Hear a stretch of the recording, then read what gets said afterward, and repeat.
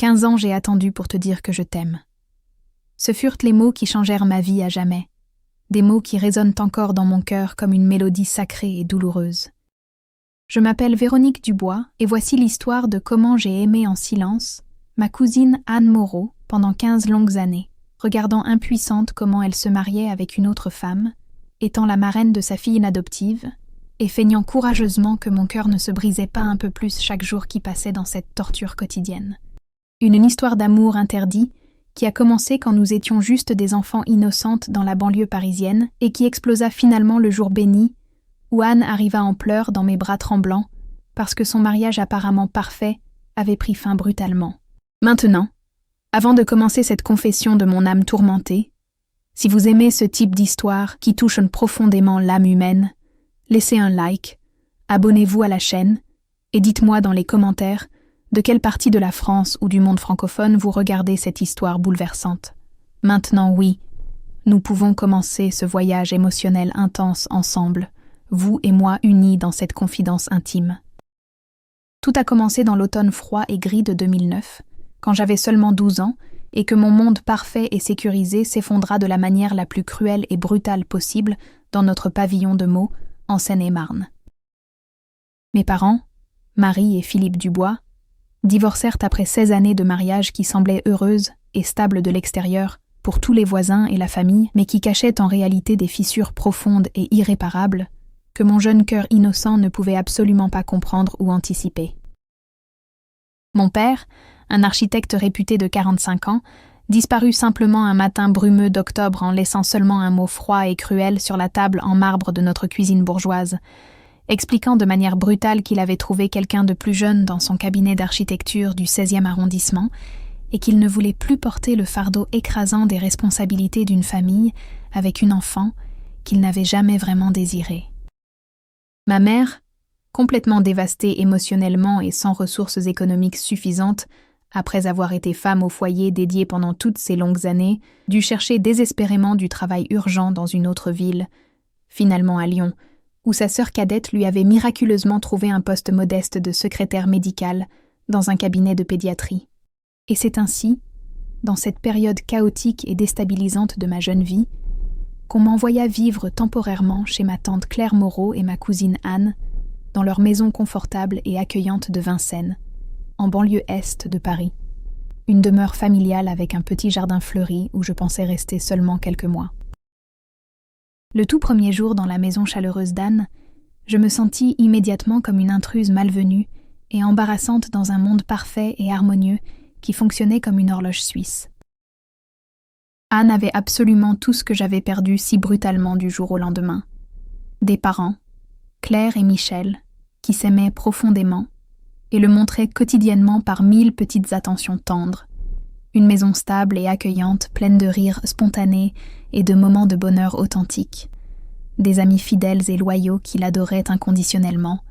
Une popularité naturelle et effortless au lycée privé Sainte-Marie du quartier résidentiel. J'étais désormais la cousine pauvre et traumatisée, celle qui venait tragiquement d'une famille maintenant brisée et dysfonctionnelle, celle qui n'avait plus de vêtements de marque neuve, ni les derniers gadgets technologiques que tous les adolescents aisés de son milieu social privilégié possédaient naturellement. Les tout premiers jours dans ce nouvel environnement furent absolument humiliants et douloureux psychologiquement. À l'école, certains enfants cruels et insensibles se moquèrent de moi ouvertement en me surnommant méchamment l'abandonnée ou la fille dont le père n'a pas voulu. Et je me cachais honteusement dans les toilettes du 3e étage de l'établissement pour pleurer amèrement jusqu'à n'avoir plus une seule larme dans le corps, jusqu'à ce que mes yeux soient complètement rouges, gonflés et révélateurs de ma détresse profonde. L'adaptation était difficile, douloureuse, et je me sentais comme une étrangère dans ce monde où tout le monde semblait naturellement à sa place. Mais Anne, ma cousine de 12 ans aux cheveux châtain clair et aux yeux verts pétillants, fut radicalement différente dès le premier moment où elle me découvrit dans cet état vulnérable et brisé.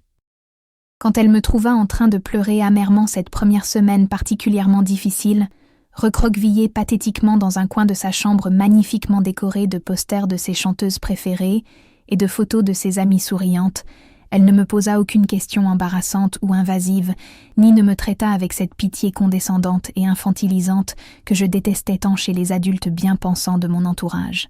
Elle s'assit tout simplement et naturellement à côté de moi, sur le bord de son lit confortable à baldaquin, avec ses draps roses à motifs fleuris, et me dit avec un sourire sincère, chaleureux et lumineux, qui illumina instantanément toute la pièce et réchauffa mon cœur gelé. Maintenant nous sommes sœurs pour la vie, Véro. Et les vraies sœurs se protègent entre elles, toujours et pour toujours, peu importe ce qui arrive dans la vie ou les épreuves qui nous attendent. Cette nuit-là mémorable, la première de tant d'autres nuits précieuses à venir dans les années suivantes, elle insista avec une détermination adorable et touchante pour que nous dormions confortablement dans le même lit douillet, parce que, selon ses propres mots innocents et bienveillants, comme ça tu ne te sentiras plus jamais seule dans ce monde cruel, même dans tes rêves les plus sombres.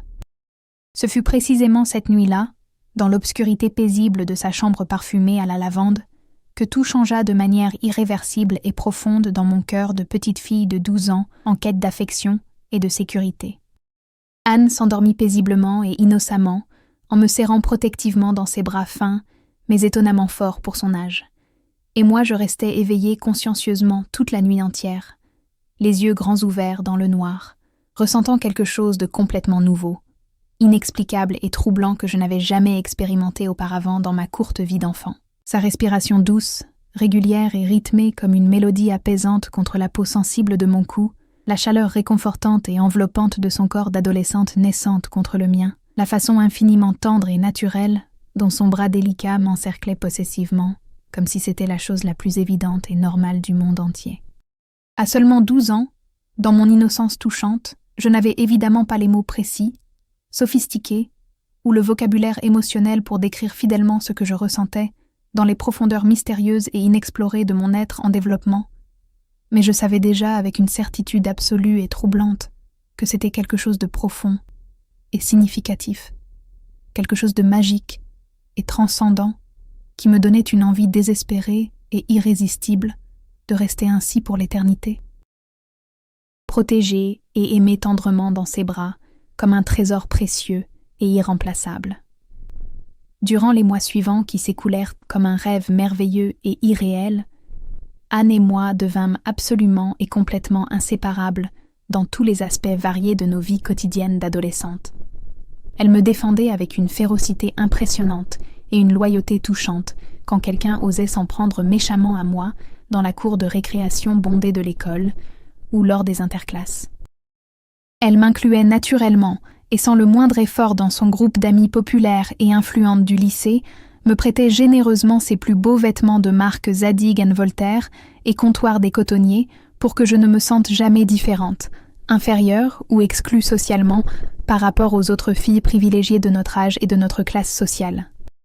Mais pour moi, dans le secret absolu et douloureux de mon cœur d'enfant hypersensible, chaque geste de bonté pure et désintéressée de sa part était paradoxalement comme un coup de poignard doux, mais profondément douloureux, au centre exact de ma poitrine fragile, parce que je savais déjà intuitivement, avec cette sagesse cruelle et précoce que possèdent parfois les enfants les plus sensibles, que ce que je commençais dangereusement à ressentir pour elle n'était absolument pas la même chose, qu'elle ressentait innocemment pour moi en retour. Cette asymétrie naissante dans nos sentiments allait devenir le drame central de ma vie. Les premières années cruciales de notre cohabitation quotidienne furent inexorablement marquées par une confusion totale et accablante, qui grandissait dangereusement chaque jour dans mon esprit troublé d'adolescente en quête d'identité. Je ne comprenais absolument pas, malgré tous mes efforts d'introspection, pourquoi je me sentais si différente, électrisée et transformée quand j'étais physiquement près d'Anne, pourquoi mon jeune cœur innocent s'accélérait violemment et de manière parfaitement incontrôlable quand elle me souriait de cette manière spéciale et rayonnante qui n'appartenait qu'à elle seule, pourquoi je devenais instantanément si jalouse, possessive et irrationnellement agressive quand d'autres enfants de notre classe s'approchaient d'elle avec des intentions évidentes d'amitié sincère, ou bien pire encore et plus menaçant pour mon équilibre fragile, d'intérêt romantique naissant et maladroit. Je pensais encore naïvement et innocemment, dans ma méconnaissance totale des complexités de l'amour et des relations humaines, que c'était parfaitement normal et universel, que toutes les cousines proches s'aimaient naturellement de cette manière si intense, exclusive et passionnée. Mais quand nous atteignîmes toutes les deux l'âge critique et bouleversant de 14 ans, cette période charnière de l'adolescence où tout bascule, je ne pouvais définitivement plus continuer à me mentir effrontément à moi-même, ou ignorer délibérément la réalité troublante et dangereuse de mes sentiments qui évoluaient dans une direction totalement interdite. Anne avait commencé naturellement à se développer physiquement, avec la grâce innée et troublante d'une jeune femme, en devenir qui s'épanouit, et moi je ne pouvais absolument pas m'empêcher de le remarquer constamment de façon qui m'embarrassait profondément et me remplissait d'une honte cuisante que je n'arrivais pas à comprendre ni à contrôler. La façon élégante, hypnotique et presque sensuelle dont elle marchait désormais avec assurance dans les longs couloirs bondés de notre lycée privé prestigieux, la manière dont elle était progressivement devenue absolument magnifique et rayonnante, avec l'uniforme bleu marine strict de l'établissement qui soulignait subtilement ses formes naissantes et harmonieuses, la façon mélodieuse, cristalline et envoûtante dont elle riait spontanément quand elle était vraiment heureuse et complètement insouciante, sans masque social ni artifice calculé. C'est précisément alors, dans cette période tumultueuse, confuse et déstabilisante de notre adolescence partagée, que je compris soudainement avec une clarté terrifiante et brutale, comme une révélation foudroyante, que ce que je ressentais avec une intensité croissante n'était définitivement pas de l'amour familial traditionnel ou de l'affection cousine conventionnelle, mais quelque chose d'infiniment plus profond, plus troublant, plus intense, et complètement interdit par toutes les conventions sociales, morales et familiales que je connaissais et respectais depuis mon enfance. Je réalisais donc avec l'impact dévastateur d'une révélation douloureuse, qui me frappa comme la foudre que j'étais probablement lesbienne. Une réalisation qui me remplit simultanément de soulagement libérateur, de enfin comprendre la nature de mes sentiments étranges, et de terreur absolue face aux implications sociales et familiales terrifiantes de cette découverte sur moi-même. Mais bien plus terrifiante encore, et dévastatrice fut la seconde réalisation qui suivit immédiatement comme un second coup de massue. J'étais éperdument, désespérément et irrémédiablement amoureuse de la seule personne au monde entier qui ne pourrait jamais, jamais me correspondre de la manière dont mon cœur brisé et affamé en avait si désespérément besoin pour survivre et s'épanouir. La révélation bouleversante de mes vrais sentiments me terrifia jusqu'au plus profond de mon âme et de mon être le plus intime. Dans une famille française traditionnelle et conservatrice comme celle de Tante Claire, où les valeurs catholiques et les conventions sociales étaient respectées scrupuleusement, être lesbienne était déjà suffisamment compliqué, dangereux et source de honte potentielle et de rejet familial.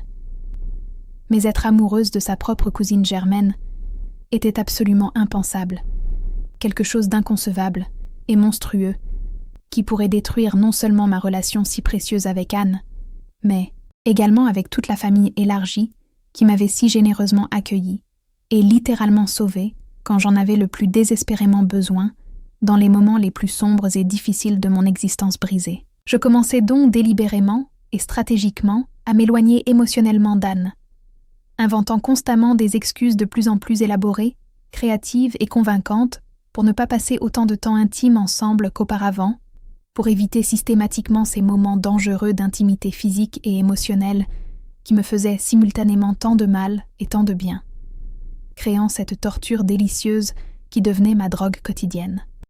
Mais Anne, avec cette intuition féminine remarquable et naturelle et cette empathie profonde qu'elle avait toujours possédée depuis l'enfance, remarqua le changement subtil mais significatif dans mon comportement presque immédiatement, avec cette perspicacité troublante qui la caractérisait. « Qu'est-ce qui ne va vraiment pas, Véro ?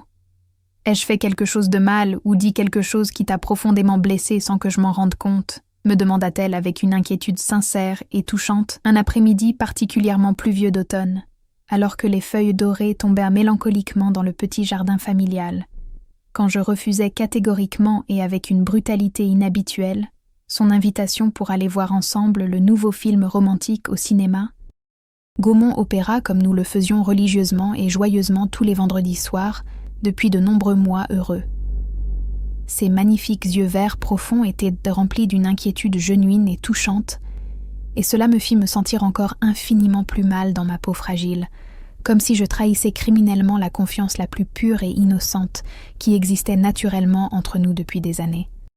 Comment peut-on expliquer honnêtement à quelqu'un qu'on s'éloigne volontairement précisément parce qu'on l'aime beaucoup trop, d'un amour qui consume, dévore et détruit progressivement de l'intérieur? Ce n'est vraiment rien d'important du tout, je suis juste un peu fatiguée et stressée par la charge de travail scolaire et les devoirs ces derniers temps. Lui mentis-je maladroitement avec une voix qui tremblait traîtreusement malgré tous mes efforts désespérés pour paraître naturelle. Mais Anne me connaissait déjà beaucoup trop intimement, après plusieurs années de cohabitation quotidienne intense et de partage constant de nos secrets les plus profonds. Elle s'assit gracieusement sur mon lit, qui était progressivement devenu un véritable refuge personnel dans sa chambre qu'elle avait généreusement transformé pour moi, et prit délicatement mes mains tremblantes dans les siennes, avec cette tendresse naturelle et désarmante qui me faisait fondre complètement et perdre tous mes moyens à chaque fois qu'elle me touchait ainsi. « Véro, nous sommes meilleures amies depuis toujours maintenant, des sœurs de cœur. Tu peux me confier absolument n'importe quoi qui t'inquiète ou te tourmente profondément. Est-ce à cause d'un garçon de l'école qui te fait des problèmes? Quelqu'un t'embête ou te fait du mal physiquement ou psychologiquement? » L'ironie cruelle et profondément douloureuse de cette situation me frappa brutalement comme une gifle physique bien réelle. Anne était sincèrement et profondément inquiète pour mon bien-être physique et émotionnel. Elle voulait absolument m'aider et me protéger de tout son cœur généreux et aimant. Je ne pouvais évidemment pas lui avouer la vérité terrifiante que le vrai problème était elle-même, sa simple existence dans ma vie, que chaque fois qu'elle me touchait innocemment et affectueusement, chaque fois qu'elle me souriait avec cette chaleur spéciale et exclusive, chaque fois qu'elle me traitait avec cette tendresse protectrice de grande sœur aimante, mon pauvre cœur fragile se brisait un petit peu plus et se remplissait simultanément d'un amour impossible, interdit et douloureux qui grandissait dangereusement chaque jour. Durant les 2 longues années qui suivirent cette prise de conscience dévastatrice qui changea ma perception de moi-même et du monde, je perfectionnais méticuleusement et douloureusement l'art complexe et torturant d'aimer en silence absolu, comme si c'était une discipline académique particulièrement difficile que je devais absolument maîtriser parfaitement pour survivre émotionnellement dans ce nouvel environnement où mes sentiments étaient mon secret le plus dangereux. J'appris progressivement à contrôler parfaitement et complètement mes expressions faciales révélatrices et mes réactions corporelles incontrôlables quand Anne se changeait innocemment devant moi avec cette naturalité absolue de sœurs qui n'ont théoriquement aucun secret l'une pour l'autre, qui partagent tout depuis toujours. J'appris également à agir de manière totalement naturelle et même enthousiaste quand elle me racontait avec une excitation débordante et contagieuse tous les détails intimes de ses béguins successifs pour différents garçons séduisants de notre classe de première ou du lycée voisin Henri IV, ces confidences qui étaient pour elle un partage innocent entre meilleurs amis et qui étaient pour moi une torture raffinée quotidienne. Je devins progressivement et consciencieusement la confidente parfaite et idéale, écoutant avec une attention apparemment fascinante, mais en réalité feinte, tandis que mon cœur se vidait lentement et inexorablement de son sang, et que mon âme hypersensible se déchirait un peu plus chaque jour au fil de ces récits romantiques. À l'âge crucial de 16 ans, exactement 4 ans après mon arrivée traumatisante mais finalement salvatrice dans leur maison familiale accueillante, arriva le premier grand coup émotionnel absolument dévastateur qui faillit me détruire complètement et définitivement, anéantissant mes derniers espoirs secrets. Marc Dubois. Aucune relation de famille avec moi malgré le nom identique. Anne rentra à la maison ce fameux après-midi de printemps ensoleillé, rayonnante d'un bonheur éclatant et contagieux, les joues délicatement rosies par la joie et l'excitation palpable, les yeux verts brillants comme des émeraudes précieuses, sous les lumières dorées du salon familial, où nous avions partagé tant de moments complices. « Véro, je dois absolument te raconter quelque chose d'absolument incroyable et merveilleux qui vient de m'arriver cet après-midi. » me dit-elle en sautant littéralement sur mon lit, avec l'enthousiasme débordant d'une petite fille qui vient de recevoir le plus beau cadeau de Noël de sa vie.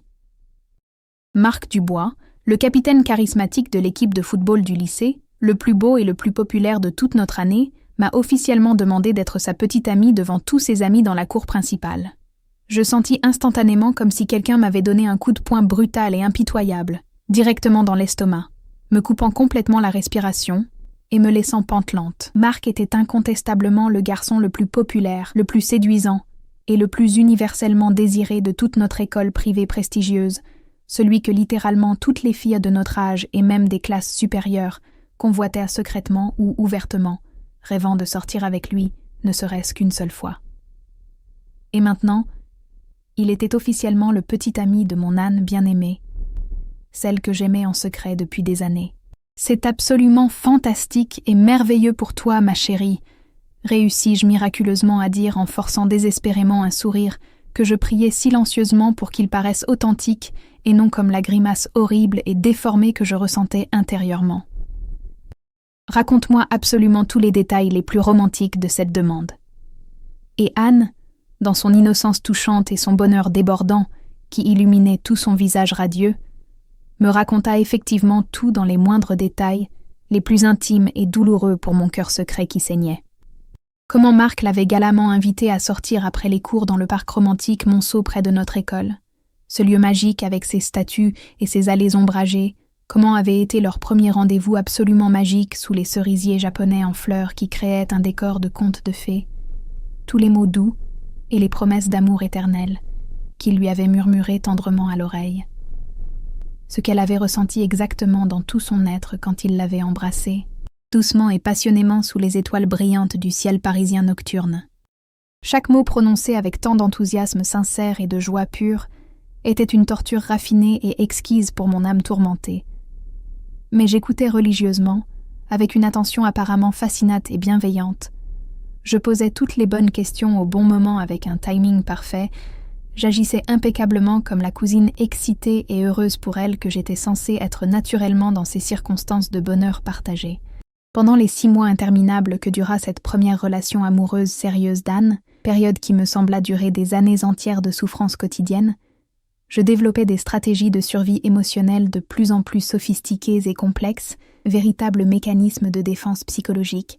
Quand Anne me racontait avec des étoiles dans les yeux ses rendez-vous romantiques avec Marc dans les cafés branchés du Marais ou les cinémas du quartier latin, je me concentrais avec une intensité laser sur la mémorisation obsessionnelle de chaque micro-détail de son visage radieux et transformé par l'amour pendant qu'elle parlait, gardant précieusement ces moments comme des trésors secrets et douloureux dans les recoins les plus profonds et inaccessibles de ma mémoire affective. Quand elle me demandait innocemment des conseils détaillés sur quoi porter pour leurs soirées romantiques ensemble, je l'aidais patiemment et généreusement à être encore plus belle et séduisante pour un autre, sachant parfaitement et douloureusement que tous mes efforts esthétiques étaient destinés à quelqu'un d'autre, mais profitant secrètement et égoïstement de ces moments privilégiés d'intimité féminine et de complicité esthétique, où je pouvais la toucher innocemment pour ajuster sa coiffure, ou choisir ses bijoux. Mais durant cette période particulièrement difficile et éprouvante, j'appris aussi à développer une capacité d'observation psychologique quasi chirurgicale, une analyse comportementale fine et précise. Bien qu'Anne prétendait constamment être parfaitement heureuse et épanouie avec Marc, répétant à qui voulait l'entendre qu'elle vivait le grand amour, je pouvais percevoir avec une clarté troublante et une intuition aiguisée que quelque chose ne collait pas entièrement dans cette relation apparemment parfaite et idyllique. Il y avait un manque subtil mais perceptible de passion réelle et profonde dans sa voix quand elle parlait de lui pendant nos conversations nocturnes intimes, une distance émotionnelle presque imperceptible mais néanmoins réelle dans ses beaux yeux verts quand elle décrivait leurs baisers et leurs moments supposés d'intimité intense. C'était comme si elle interprétait consciencieusement et méthodiquement le rôle de la petite amie amoureuse parfaite, suivant un script social préétabli, sans vraiment ressentir ses émotions profondes au fond de son cœur authentique et de son âme véritable. Cette observation me donnait un espoir secret et dangereux, l'espoir que cette relation ne durerait pas éternellement et qu'Anne découvrirait peut-être un jour sa vraie nature, celle que je soupçonnais depuis longtemps. Mais j'avais aussi peur de me tromper, de projeter mes propres désirs sur la réalité objective de ses sentiments. Quand Anne et Marc rompirent finalement après ces 6 mois de relation apparemment idyllique, mais finalement creuse et insatisfaisante, je fus immédiatement et naturellement présente pour la consoler et la réconforter, comme la cousine loyale et dévouée que j'avais toujours été fidèlement pour elle depuis notre enfance. Je la serrais tendrement dans mes bras tremblants, pendant qu'elle versait des larmes que je percevais comme étant plus de frustration profonde et d'incompréhension face à elle-même que de vraies douleurs romantiques ou de chagrin d'amour authentique et dévastateur. Je lui préparais méticuleusement son thé à la camomille favori, avec exactement la bonne quantité de miel de lavande bio qu'elle préférait depuis toujours, dans sa tasse préférée en porcelaine héritée de sa grand-mère. Je lui murmurais doucement à l'oreille toutes les paroles réconfortantes et appropriées sur comment Marc ne la méritait vraiment pas et n'était pas à la hauteur de sa beauté intérieure extraordinaire, mais en secret, dans les profondeurs cachées et coupables de mon cœur égoïste, je chantais silencieusement de soulagement et de joie pure, une joie que je me reprochais immédiatement, mais que je ne pouvais pas réprimer. Anne était enfin libre à nouveau, libérée de cette relation qui ne lui convenait visiblement pas, et bien que je savais douloureusement et rationnellement que cette liberté retrouvée n'était absolument pas destinée à moi, ni ne me donnerait la moindre chance, au moins, elle n'appartenait plus à lui non plus, ce qui représentait déjà une victoire minuscule dans mon cœur affamé. « Je ne comprends vraiment pas ce qui ne va pas chez moi, Véro », me confessa Anne cette nuit mémorable, pendant que nous restâmes éveillés à parler intimement jusqu'aux premières lueurs rosées de l'aube, partageant nos pensées les plus intimes et nos questionnements existentiels comme nous l'avions fait si souvent depuis des années, ces moments privilégiés où nos âmes se touchaient. Marc est objectivement un garçon merveilleux et parfait sous tous les rapports. Il me traitait avec un respect total et une tendresse constante. Il était perpétuellement attentionné et romantique. Mais j'ai toujours senti qu'il manquait quelque chose de fondamental et essentiel, comme si j'agissais dans une pièce de théâtre très élaborée et bien écrite, au lieu de vivre authentiquement ma propre vie réelle et mes propres émotions profondes. Ces mots honnêtes et vulnérables me donnèrent simultanément un espoir dangereux et grisant et une terreur absolue face à l'avenir incertain. Espoir parce qu'il confirmait définitivement mes soupçons les plus secrets sur son manque évident de connexion émotionnelle et physique réelle avec Marc et les garçons en général. Terreur parce que cela signifiait qu'Anne commençait sérieusement à se questionner profondément sur sa propre nature, ses désirs authentiques et son orientation sexuelle, et cela pourrait potentiellement la mener vers des chemins de découverte personnelle que je ne pourrais jamais suivre ouvertement sans révéler dangereusement mes sentiments les plus intimes et les plus compromettants. Les mois paisibles qui suivirent à cette rupture libératrice furent relativement tranquilles et infiniment précieux pour moi, comme une parenthèse enchantée. Anne se concentra entièrement et passionnément sur ses études de terminale littéraire et ses préparations intensives pour le baccalauréat, et je profitais intensément et égoïstement d'avoir toute son attention, son temps libre et son affection focalisée à nouveau presque exclusivement sur notre relation privilégiée, comme au premier temps de notre cohabitation. Je développais subtilement de petites routines quotidiennes et des rituels intimes qui me permettaient d'être physiquement et émotionnellement près d'elle, sans éveiller le moindre soupçon dans son esprit innocent. Étudier ensemble pendant des heures dans sa chambre parfumée à la vanille, nos corps côte à côte sur son lit, cuisiner ensemble ses plats favoris quand elle était stressée par la pression constante des examens et des concours. Me souvenir spontanément de toutes les dates importantes que d'autres personnes oubliaient routinièrement, comme les anniversaires de ses amis les plus proches ou les dates de ses contrôles les plus importants. Pendant cette période bénie et précieuse, j'observais aussi de manière encore plus attentive et systématique les réactions subtiles mais révélatrices d'Anne envers les autres femmes dans notre entourage quotidien. La façon presque imperceptible mais néanmoins significative dont ses yeux s'attardaient longuement sur certaines actrices particulièrement séduisantes dans les films romantiques que nous regardions religieusement ensemble chaque week-end, blotties l'une contre l'autre sur le canapé familial. La manière dont elles se comportaient différemment et plus intensément autour des amies les plus séduisantes et charismatiques de notre groupe scolaire, de petits gestes corporels inconscients et des micro-expressions faciales fugaces qui pourraient signifier quelque chose de profondément révélateur ou absolument rien du tout. Je devins graduellement une détective émotionnelle et comportementale, experte et obsessionnelle de ses sentiments les plus cachés et intimes, cherchant désespérément des indices concrets et des preuves tangibles de quelque chose que je priais ardemment pour qu'il existe, mais qui n'existait probablement que dans mon imagination débordante et pleine d'espoir démesuré, nourrie par des années d'observation minutieuse.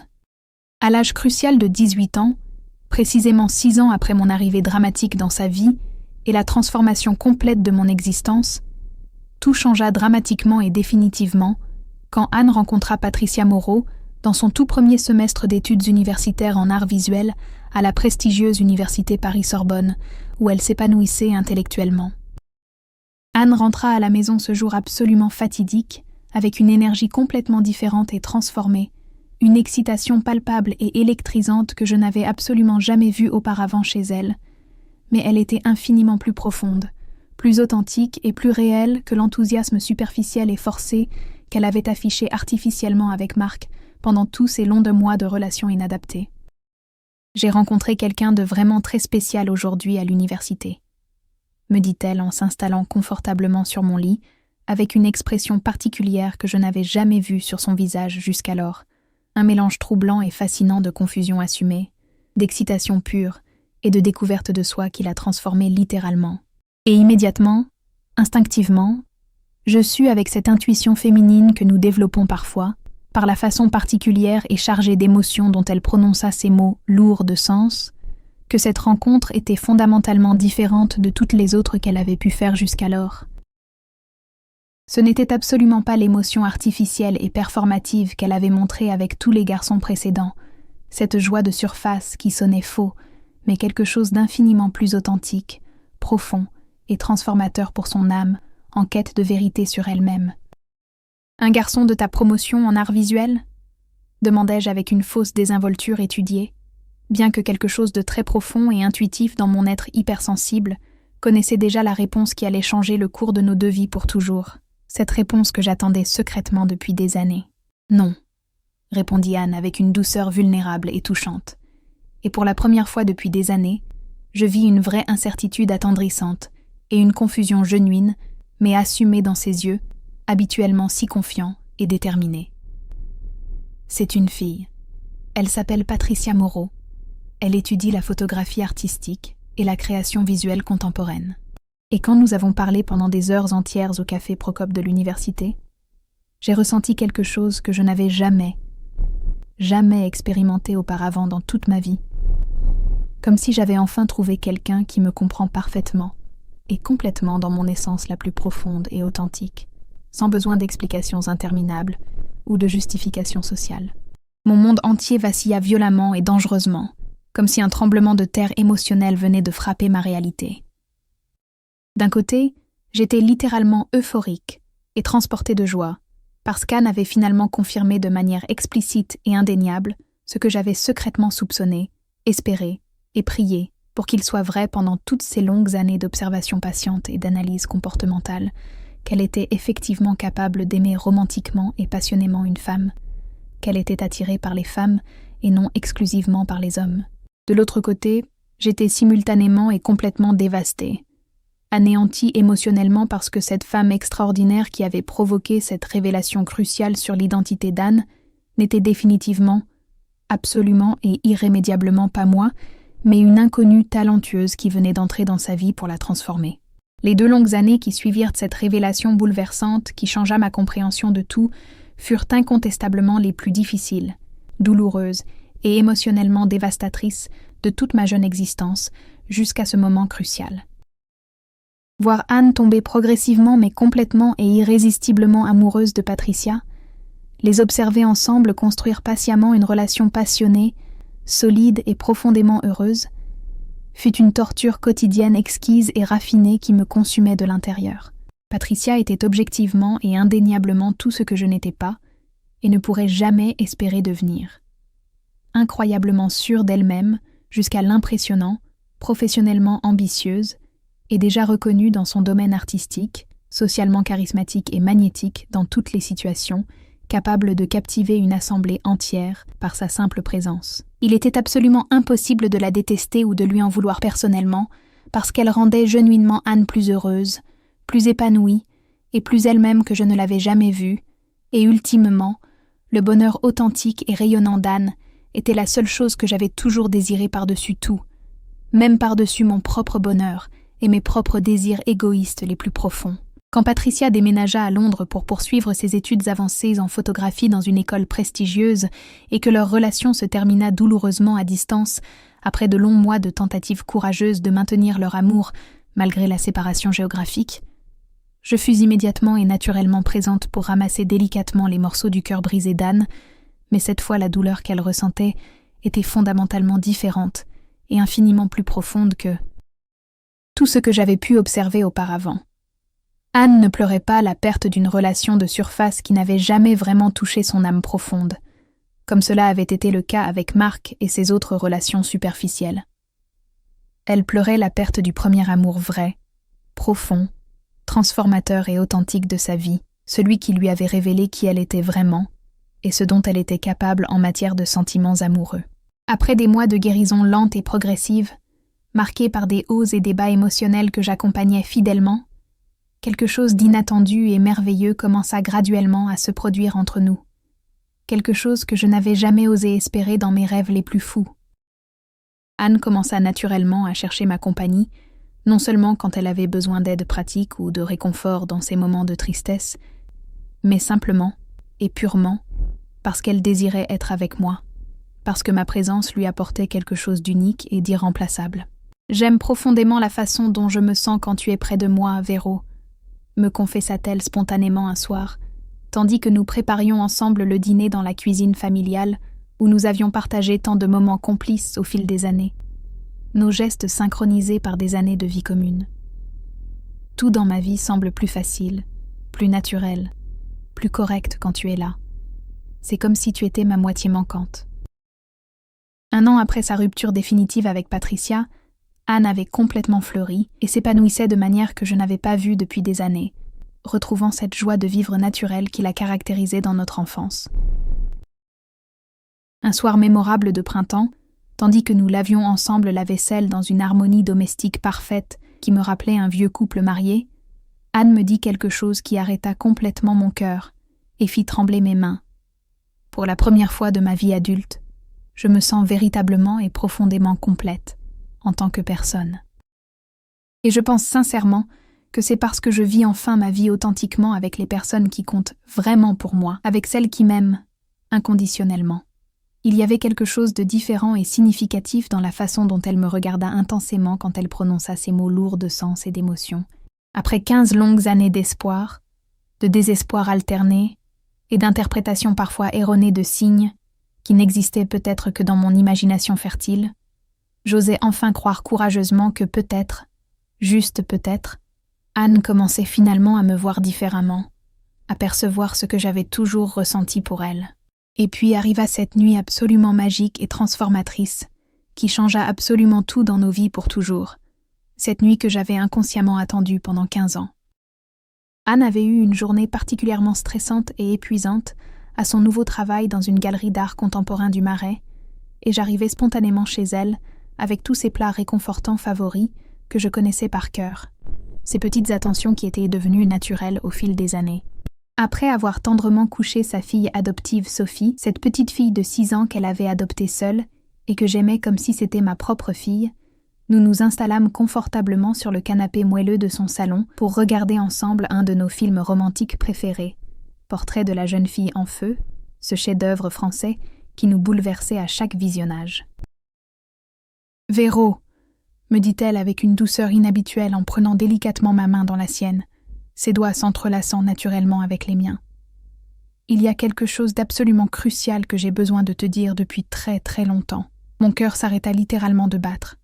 « Qu'est-ce qu'il y a, Anne ? » Durant tous ces mois de réflexion profonde depuis ma rupture avec Patricia, j'ai pensé intensément et constamment à nous, à notre relation unique et précieuse, à la façon dont je me sens quand tu es près de moi. Ses magnifiques yeux verts se remplirent lentement de larmes sincères et brillantes. J'ai finalement réalisé que j'ai passe. Les larmes commencèrent à couler abondamment sur mes joues. Anne. 15 ans, Véro. 15 années entières, tu as été constamment présente pour moi à chaque moment crucial et important de ma vie. Tu as été là quand mes parents se disputaient, quand j'ai eu mes premiers chagrins d'amour, quand j'ai douté de moi-même, quand j'ai découvert qui j'étais vraiment avec Patricia. Et j'ai été si aveugle, si stupide, que je ne me suis jamais rendu compte que la personne que j'aime le plus profondément au monde était toujours fidèlement à mes côtés. Anne, j'ai aussi quelque chose d'essentiel à te confesser. Chuchotai-je d'une voix complètement brisée par l'émotion qui m'étreignait. Je suis amoureuse de toi depuis le tout premier jour où nous avions seulement 12 ans.